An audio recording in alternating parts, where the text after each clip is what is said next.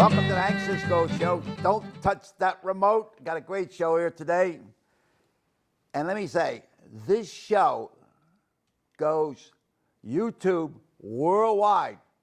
So I have to be real good today because I have my religion, my relations in my audience here. I got my daughter Mary, I got my niece Patrice, and I got Patrice's husband Gordy, and from Minneapolis, Minnesota.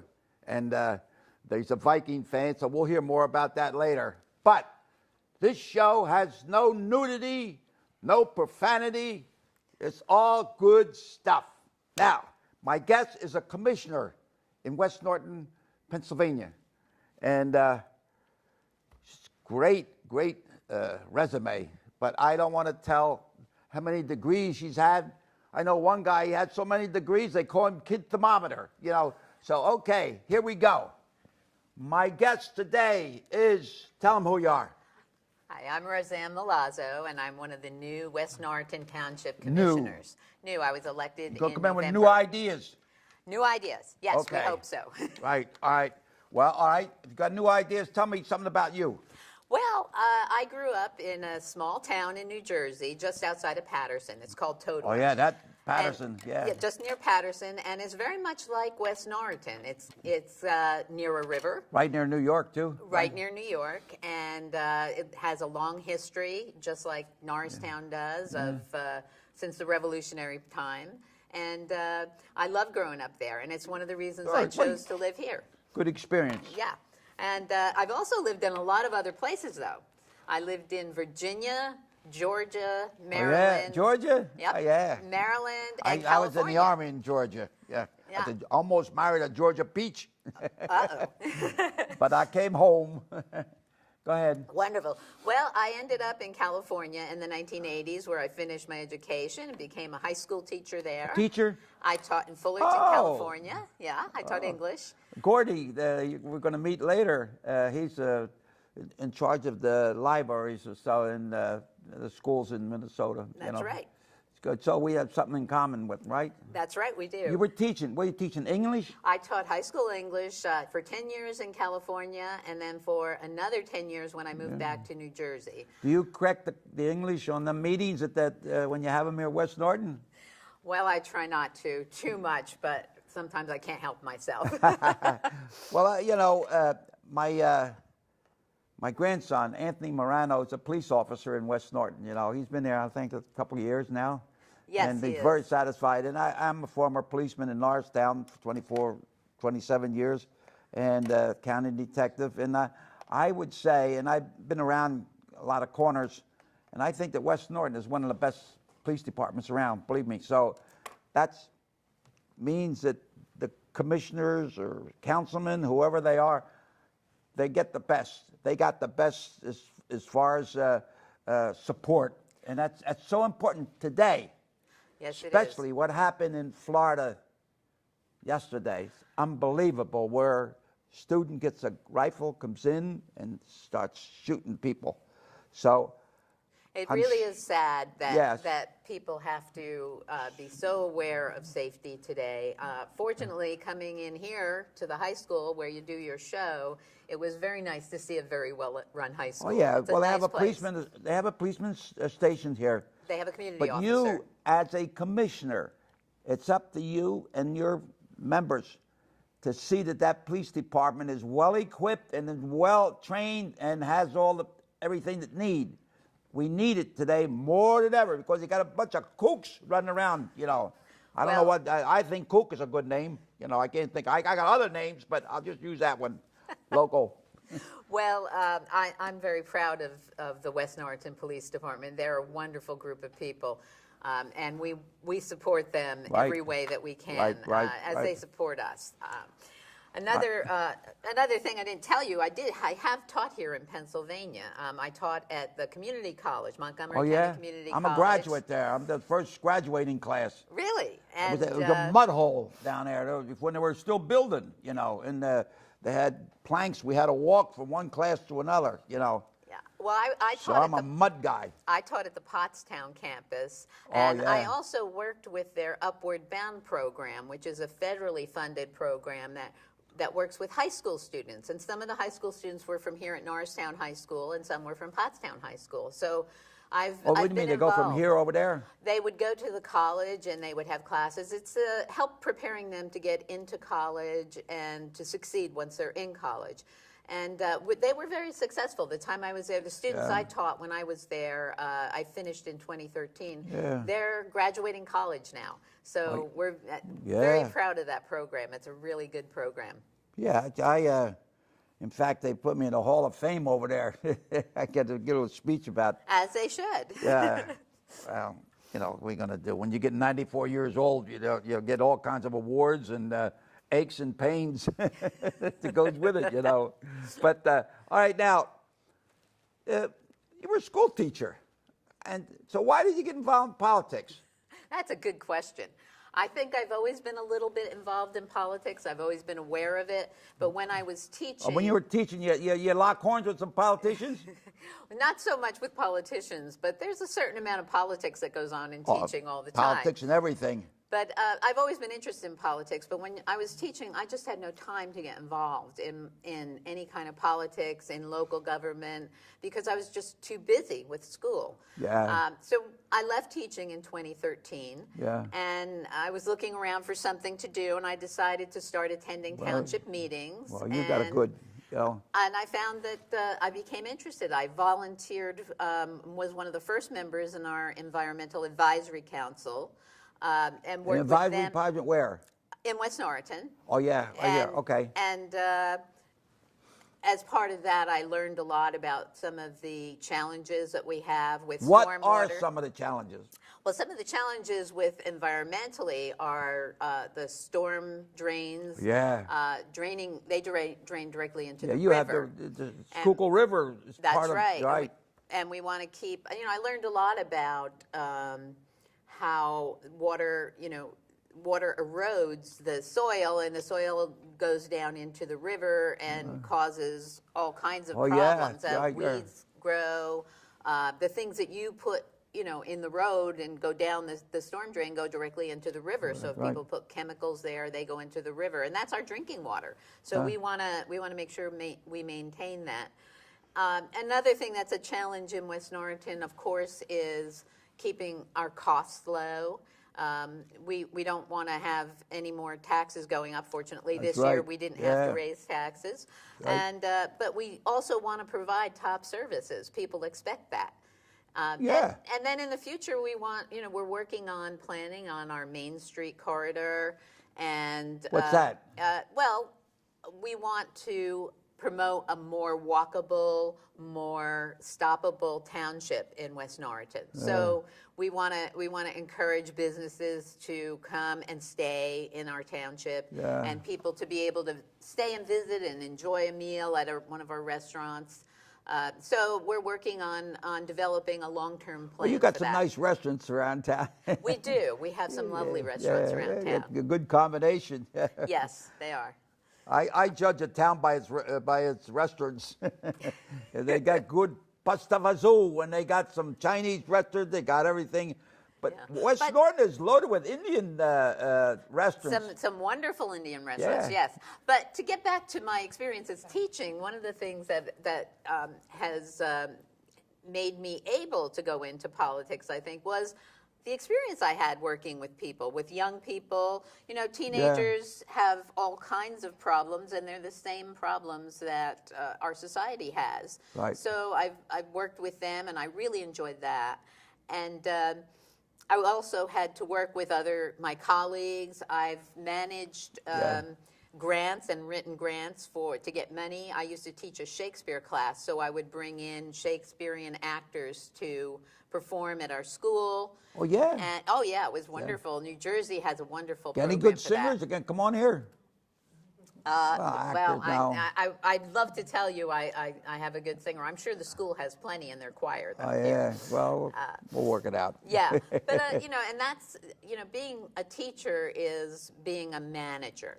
You have to manage a classroom, you have to manage your time very well, and you have to coordinate with a lot of other departments. And I've worked with history teachers, I've worked with math teachers, And I really love doing that. And I find as a township commissioner, I get to go out and meet people. I get to manage what's going on in the town to a certain extent. We have a wonderful township manager who does that, Jason Bogues. He's absolutely wonderful. But I want to help him in any way that I can. Oh, well, name some other commissioners. I know a couple. I have the Manjuni Society. We have a look at, and some of the. We're a 5-member commission. Is there 5? 5, and our chair of the commission is Brian Kennedy, who was a teacher in the district. Is he a teacher here? He recently retired. Yes. Oh yeah. And David McKenzie, who's an attorney. Is he still? Yes, he's still on the board. And then I'm one of the 3 new members, and the other 2 are Marty Miller and Judith Eccles. Marty is a pharmacist, and Judith is in marketing. Marketing? Yes. Marketing what? Oh, you'll have to have her on the show and let her tell you about it sometime. Yeah. Shake, rattle, and roll. Okay. Now we got a question from the audience. That lady up there with the green hat, and she has a question for you. Are you ready? I'm ready. What are your goals for parks and recreation in West Norton? I know you're locking horns with the golf club there, so I don't know what to know, but this is different. Answer this question. Well, in the township, we have a lot of programs with parks and recreation. And we have a wonderful department head, Jonathan Zedzi. He's in charge of Parks and Recreation, and they offer programs in everything from co-ed softball for adults all the way down to t-ball for the youngest kids in the township. They also have programs they have a club for senior citizens called the Silver Circle that meets once a month. Yeah. And let me check. How about what do you got for senior citizens, like an old man like me? Any kind of assistance in any way? Well, certainly that you should join the senior circle. Come on, they meet. You have one there? Yes, we do. It meets at the Jeffersonville Golf Club on a Wednesday. I think it's the first Wednesday of the month, but I'm not sure. I have to double check that. Yes. What do you mean? And they have something like they have in Norristown on what is it, Arian George Street? No, they actually use the Jeffersonville Golf Club to meet. What do they do there? Now. They have various programs for senior citizens. A lot of people know that. How do you advertise it? Well, you can go to the township website, which is westnortontwp.com. You ought to get somebody over there to come on my show so people know what it's all about. I think that would be that's wonderful. What's wrong. We got a lot of people that need help. They don't know where to go. There's agencies out there to help them, but they don't know it. They're home alone. They don't know there's agencies there to come here and help them. Well, that brings me to something I wanted to talk about. I think the township should let everybody know what's out there. I think you're right. And that's one of the things that during our campaign, we actually campaigned on one of our platforms was to increase communication in the township. Oh. Now, our township has a wonderful website, and you can go on there and you can find all of the different departments and programs, but we're making it better. Our township manager, Jason, has been working very hard on a new platform for our online presence and to make it easier. Another thing that you can do via our website is to sign up for alerts. So you can have an email or a phone call if you want to be reminded about an activity. How do people find out about that? They go, well, there's several ways to do it. You go to the township. A lot of people don't go to the website, don't have a computer or anything. You have to find another way to get, Right. Well, they can go to the township building and they can ask to be put on it, and they will inform them on their phone, so that they can get a message. If you have a smartphone, you can get a text on your smartphone, or you can get a phone call. So, but many people, even our senior citizens have a lot of online presence now. Maybe you ought to do it once a year, twice a year, out in front of your building. Put a tent out there and say, "We're here to help you. Stop here. We'll give you an information." like a little bit of a circus or something. Well, we do that when we have... Because people see a stone building, police department, you know, so they don't want to go there. But go there, put a tent out there, get a little, Well, one of the ways people can find out more is to come to our annual West Norton Community Day. Oh, yeah. That we have that every year in May. That's another part of the Parks and Recreation. Right. And this year it's on May 19th. It's a Saturday, and we have it right here at the high school in the parking lot. It starts at noon. And when is that? It's May 19th. It's a Saturday. Oh, yeah. And it starts at noon. Oh, yeah. And, is that the car show? No, the That's car separate. show is the okay, fire department's thing, yeah. But the West Norton Day this year, we'll have local vendors. The township will have display. The police department usually brings in, sometimes they bring in a helicopter. The dog, yeah. And I don't know if that's them or a county brings in the helicopter, but somebody does. It's good. They have entertainment. It begins at noon, and they have the food and all kinds of things from noon till 4. Where is it located? Back at the place? Right here at the high school parking lot. We do it here, every that's year. right. Okay, yeah. okay. And then at 4:30, they have a live band, and the live band plays until 9 at night when they have fireworks. So it's a great day for everyone to come out in the community. I know that the police department has a show for the benefit of the police pension, and they have it over at the Greek church. What is it like? St. Sophia's Greek Church. St. Sophie's. Yeah, yeah, they do. And good advertising. We have so much going on. Sometimes it's hard to keep up with it all. I said it's a police department, good police department, good township to work in. Now, something else that's coming up even sooner with West Norton is on March 24th. It's a Saturday. March 24th. March 24th, Saturday at 10 a.m. What are you going to have? Yeah. 1 p.m. Patton Park over here in West Norton, it's off Burnside Avenue, I believe. At Patton Park, we are going to have a grand opening of our new playground. The playground is called the Zachary Wallace Playground. Who's he?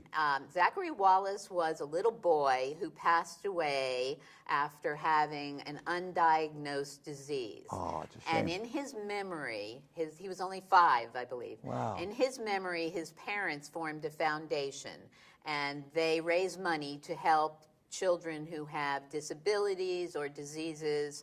And they came together with the township, and they wanted to build a playground that would be accessible for children with handicaps. Oh, man, that's great. Who's running that?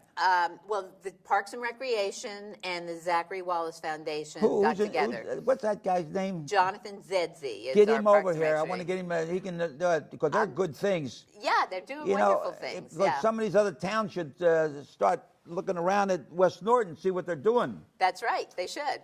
And so we're having a grand opening for that, a dedication of the park on that day. So everybody's invited to come out and it's a wonderful park, so it's lots of fun.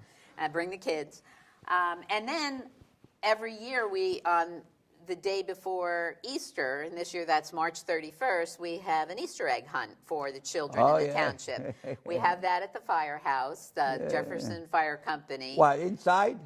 No, they have it outside. They hide the eggs on the grass outside, and the little ones run around, and we have the Easter Bunny comes to visit. Sometimes we have face painting. Santa Claus comes around at Christmas. It's really a lot of fun.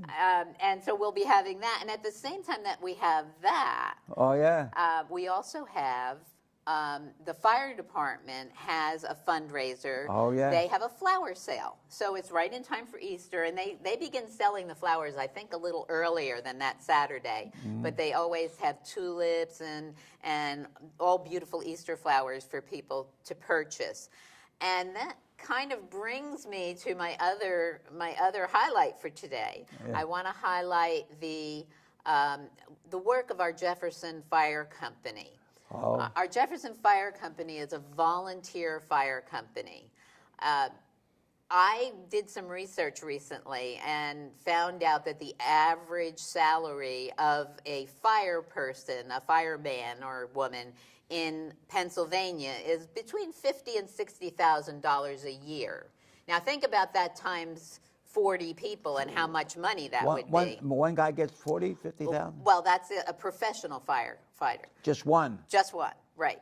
In West Norriton, we have an all-volunteer company, about 40 to 60 members, at least 40 very active members, and they volunteer their time. Oh, they're like wonderful. a family. They had the commissioners over to dinner Monday night, and we got to tour the firehouse and see the wonderful equipment.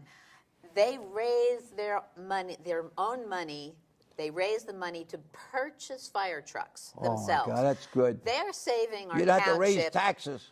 They're saving our township thousands and thousands of dollars, and I think we owe them a big thank you. By supporting them, we can do that. And they're also looking for volunteers. Yeah. They're looking for young men and that's women. always, volunteers today is a little tough, but... Volunteering is always tough, but, somebody now, has to do it. I'm going to switch around now. I want to talk about schools. You're a school teacher. I'm a used to be, former yes. juvenile officer, and I had to deal a lot with the schools. And what's going on in the schools today? And everybody's thinking, well, we got to do this. We got to stop selling guns. We stop this, that, and everything. As a teacher, and I'm going to have, what do you think would be the best thing to, well, not the best thing, but something that would help in some way? When the kid comes into school, and I don't expect him to have to defend himself with bullets shooting here and there. That's what they say. I heard the girl on TV say one just missed their ear, the other one get hurt. So what do you think? Well, first of all, students need to feel safe. You can't learn in an environment where you feel unsafe. One of the things, I'll tell you a story that really impressed me. I was teaching in California after the Columbine shooting. Yes. And about a year later, we were visited by some of the students from Columbine High School who'd been in the school the day of their shooting. They were giving tours and they were giving talks to students in the hopes of raising money for their new library, because they wanted to build a new library because there was so much carnage in their first library. Right. Their story surprised me. You would think that young people would be talking about being afraid and hiding. And what I came away and learned from them was that after the shooting, they got together and tried to find out how they could change, how they could be kinder to each other, how they could acknowledge each other, not bully students.